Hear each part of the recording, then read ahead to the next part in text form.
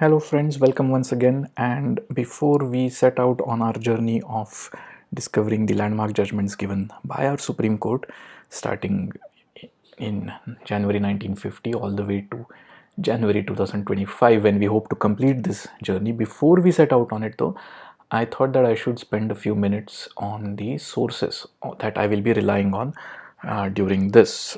Obviously, the main source will be the actual judgments given by the Supreme Court. As many of you are no doubt already aware, these can be found at various websites, free websites like indianqanun.org as well.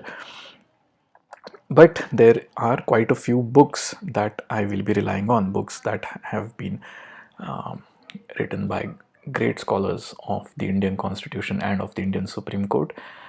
As usual, we will be standing on the shoulders of giants. One such giant is Granville Austin, and his masterpiece, Working a Democratic Constitution, A History of the Indian Experience, is one of my favorite books. This book is, in fact, the reason that I became a lawyer. I encountered this book at, of all places, a public library in Scottsdale, Arizona, when I was working there.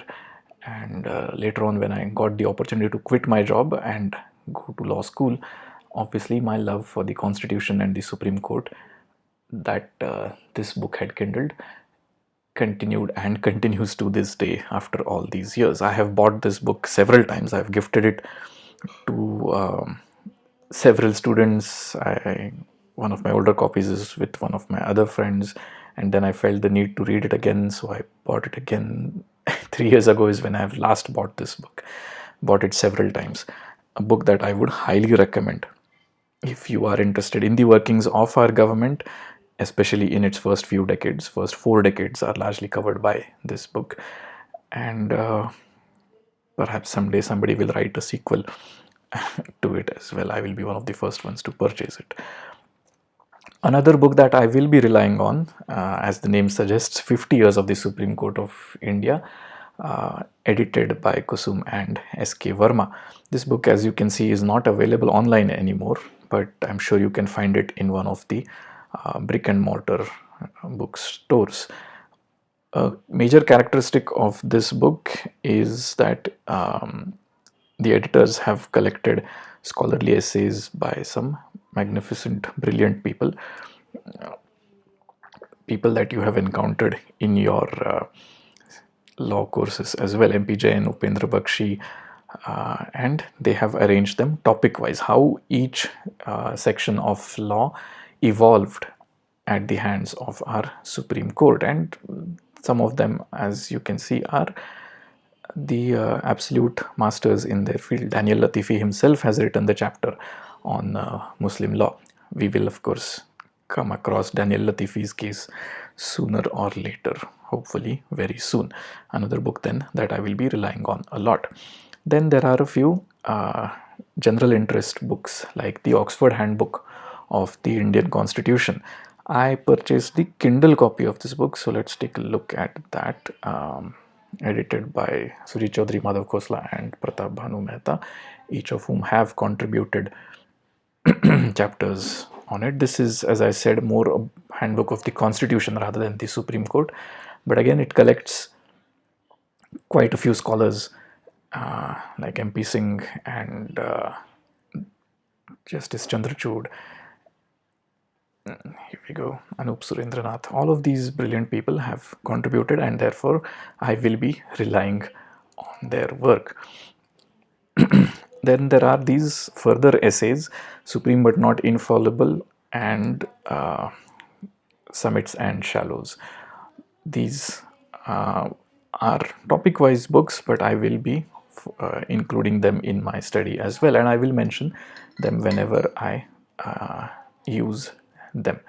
Then there are several books available on landmark judgments. I am recommending this one by Zia Modi for a more general point of view, not a book meant for lawyers, a book that makes these judgments seem very easy for the layperson. Zia Modi, using her brilliance and her lucid and concise and fluent language to describe some of the judgments. We will be covering all of these sooner or later, as I said, but of course our scope is much wider. But books like these give us a hint on how to proceed, and I will proceed along the lines that Ms. Modi has relied on. A similar book by Justice Ashok Ganguly, Landmark Judgments That Changed India. This is not restricted to a particular number of judgments. It is more of a topic, as you can see, from Gopalan to Gandhi. Of course, A.K. Gopalan, probably the first case, definitely the first case that we will be discussing, all the way to Menaka Gandhi. So we know what this chapter is about. Again, a book that I would recommend. Then this is one book that I have not yet purchased, Landmark Judgments by LexisNexis.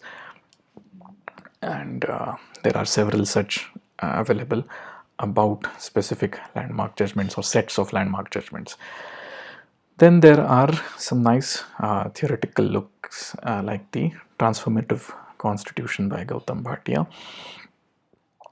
And then of course there are the various commentaries on the Constitution. These are the article-wise commentaries that I will be relying on. P.M. Bakshi's commentary is a single volume book, just like that by M.P. Jain, and these are the books that we have encountered as law students back in the day. And of course there are wider commentaries as well that I might delve into every once in a while whenever I get the opportunity. This one is by D.D. Basu. D.D. Basu is a multi-volume commentary on the Constitution. I have just opened the one on volume 8. Samaraditya Pal also has a multi-volume look. This is volume 3 of that. And then there's this 5-volume manual on the Constitution, the MLJ manual. ML Singhal is the lead author, along with, Justice ML Singhal is assisted by Suhas Joshi as well. And of course, we will be relying on Sirvai's masterpiece as well, Constitutional Law of India, 3 volumes. So these are just some of the books that I will be relying on, some of the sources that I will be relying on. And this is what part of my bookshelf looks like. Like any research-oriented non-litigating author or non-litigating lawyer, I am the only thing that makes me happier than collecting and reading all these books is displaying and showing off all of these books. This is just a glimpse of the bookshelf that I will be relying on, as I said. And it looks like my cat's food has also made its way into the picture. Anyway, so just a quick look then at the sources on our journey. And as I said, I will mention any particular ones that you need to refer to if you feel the need to, whenever that particular case or source arrives. So hopefully you will enjoy this journey as much as I am going to. And thanks for listening. Hope that you will be able to stick around till the happy end. Thanks a lot. Take care. Bye-bye.